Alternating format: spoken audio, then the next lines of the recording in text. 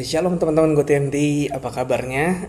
Semoga kita semua dalam keadaan yang baik dan nggak kurang satu apapun ya teman-teman ya. Nah, kembali lagi kita di konten Go TNT sharing hari ini.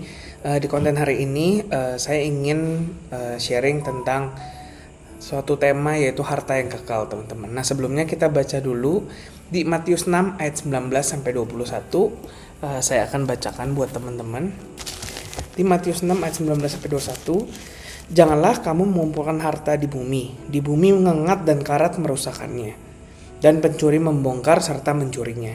Tetapi kumpulkanlah bagimu harta di surga ngengat dan karat tidak merusakannya, dan pencuri tidak membongkar serta mencurinya. Karena di mana hartamu berada, di situ juga hatimu berada. Nah teman-teman, kalau ditanya nih ya, apa sih tujuan hidup kita teman-teman? Apa sih yang teman-teman pengen capai dalam hidup teman-teman?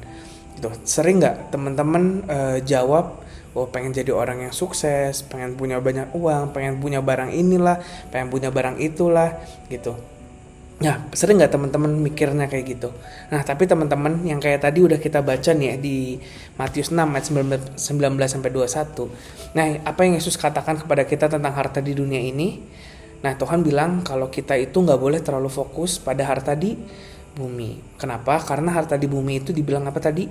Ngengat dan karat bisa merusaknya. Jadi bisa hilang, bisa rusak, bisa hilang dalam sekejap teman-teman. Gitu. Nah, dan lewat ayat 20 tadi juga Tuhan ingetin kan ya. Kalau kita itu harus fokus mengumpulkan harta di mana? Di surga. Maksudnya gimana sih teman-teman harta di surga itu? Ngumpulin harta di surga itu maksudnya itu yaitu kita harus melakukan hal-hal yang berkenan dan membuat hati Tuhan itu senang teman-teman. Dengan misalnya mengasihi sesama kita, taat kepada orang tua kita, melayani Tuhan, memberikan waktu kita untuk melayani, gitu, membantu teman-teman kita, ngasih waktu kita untuk Tuhan, ngasih waktu kita untuk dengerin cerita teman-teman kita misalnya lagi sedih atau yang lagi punya masalah. Intinya hal-hal yang sifatnya itu bukan duniawi tuh teman-teman. Gitu. Dan yang paling penting itu di ayat 21 dibilang gini, karena di mana hartamu berada, di situ juga hatimu berada. Nah, artinya apa teman-teman? Apa yang kita anggap penting dalam hidup kita itu akan tercermin dalam hati kita. Nah, misalnya jika kita terlalu terikat pada tadi ya, pengen jadi orang sukses, pengen jadi orang yang punya banyak uang gitu ya.